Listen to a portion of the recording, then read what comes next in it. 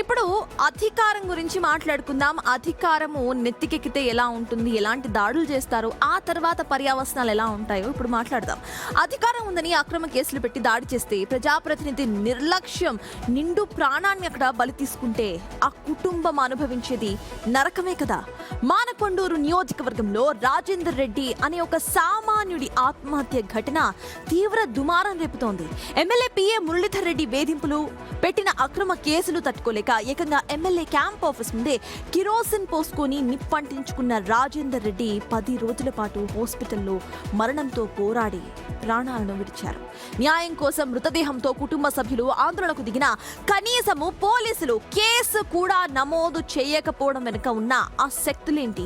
MLA పట్టించుకోకపోవడం వల్లే ఘోరం జరిగిందని బాధితులు కన్నీరు మున్నీరవుతుంటే బిగ్ టీవీ వరుస కథనాలతో ఈ అన్యాయాన్ని బయటపెట్టింది. బిగ్ టీవీ కథనాలకి ఎట్టకేలకు 20 రోజుల తరువాత మానకొండూరు ఎమ్మెల్యే కవ్వంపల్లి సత్యనారాయణ స్పందించారు. రాజేందర్ రెడ్డి కుటుంబాన్ని పరామర్శించిన ఎమ్మెల్యే భరోసాను కూడా ఇచ్చారు. అసలు 20 రోజుల తర్వాత కవ్వంపల్లిలో ఇచ్చిన ఆ మార్పేంటి, ఆ మార్పు వెనుకున్న అసలు ఆ మర్మం ఏంటి అనే ప్రశ్నలు అనేకమే వినిపిస్తున్నాయి. ఇక ఇదే అంశంపై మోర్ డీటెయిల్స్ మా ప్రతినిధి శ్రీనివాస్ అందిస్తారు. శ్రీనివాస్, చెప్పండి. క్యాంప్ ఆఫీస్ ముందే కెరోసిన్ పోసుకొని ఆత్మహత్య యత్నం చేసుకున్నాడు. ఆ తర్వాత 10 రోజులు హాస్పిటల్లో చికిత్స పొందుతూ మరణించినా కూడా అసలు కనీసము అటువైపు చూడలేదు, అధికారులు చూడలేదు, నేత చూడలేదు. బిగ్ టీవీ కథనాల తర్వాత ఆయన రెస్పాండ్ అయ్యారు. అసలు రెస్పాండ్ అవ్వడానికి ఇంత ఆలస్యం అవ్వడానికి రీజన్స్ ఏంటి శ్రీనివాస్? సర్తాజ్, బిగ్ టీవీలో వచ్చినటువంటి వరుస కథనాలు, ఆ కుటుంబం పడుతున్నటువంటి బాధలు కల్లారా మనం చూపెట్టాము. తనకు న్యాయం జరగకపోతే ఖచ్చితంగా మరొకసారి కుటుంబ సభ్యులతో కలిసి మళ్ళీ తన భర్త ఎక్కడైతే కిరోసిన్ పోసుకొని ఆత్మహత్య చేసుకున్నాడో తమ కుటుంబము అంతా కూడా అక్కడనే ఆత్మహత్య చేసుకుంటామని చెప్పి మనతో కూడా చెప్పినటువంటి నేపథ్యం లోపల ఇప్పుడు ఎట్టకేలకు మానకొండూరు కవ్వంపేటి సత్యనారాయణలో అసలు ఈ మార్పు ఎందుకు వచ్చింది అంటే వరుసగా వస్తున్నటువంటి కథనాలా, లేకపోతే నియోజకవర్గంలో వస్తున్నటువంటి చెడ్డ పేరా?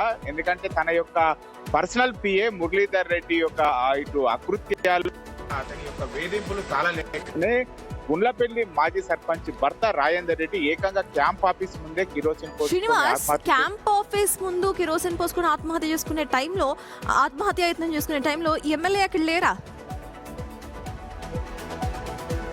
ఆ సమయం లోపల ఎమ్మెల్యేకు ఫోన్ చేశాడు. తనకు ఎమ్మెల్యే యొక్క పిఏ వేధింపుల తాళలేకనే తాను ఆత్మహత్య చేసుకున్నానని చెప్పినా గానీ కూడా ఎమ్మెల్యే కనీసం పట్టించుకోలేదు. అదేవిధంగా రాజేందర్ రెడ్డి ఎమ్మెల్యే గెలుపు కోసం చాలా కష్టపడ్డాడు. ఆ కారణంగానే తనని ఇప్పుడు SC/ST కేసులు పెట్టి వేధింపులకు గురి చేస్తున్నారని చెప్పి ఆత్మహత్య చేసుకున్నటువంటి నేపథ్యం లోపల చాలా వరకు 70% కాలినటువంటి శరీరంతో 10 రోజులు మృత్యుతో పోరాడు. ఆ సమయం లోపల కూడా ఎమ్మెల్యే కనీసం ఆసుపత్రికి వెళ్లి పరామర్శించలేదు. కానీ చివరికి 12 రోజుల తర్వాత మృతి చెందిన తర్వాత ఆ మృతదేహం క్యాంప్ ఆఫీస్ ముందు పట్టుకొని ధర్నా చేయాలనుకున్నారు. పెద్ద ఎత్తున కూడా ఇక్కడ హాస్పిటల్ వద్ద రోడ్ ఎక్కారు. ఎట్టకేలకు అంత్యక్రియలు పోలీసుల పహారా మధ్య జరిగినా గానీ అతని యొక్క కుటుంబం వద్దకు ఎవరు వెళ్ళలేదు.